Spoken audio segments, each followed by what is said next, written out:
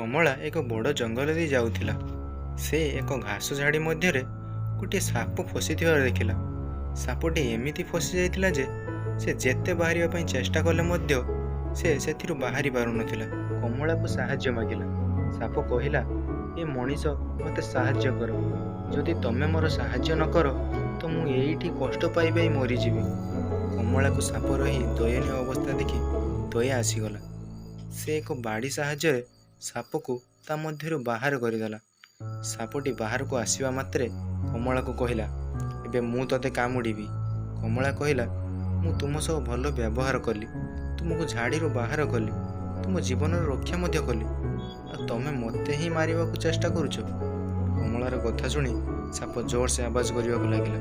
ହଁ, ସଜ୍ଜନତାର ଅର୍ଥ ହେଉଛି ଦୁର୍ଜନତା। ମୋର ସ୍ୱଭାବ ହେଉଛି କାମୁଡ଼ିବା, ତ ମୁଁ ତ ତୁମକୁ କାମୁଡ଼ିବି ନିଶ୍ଚିତ।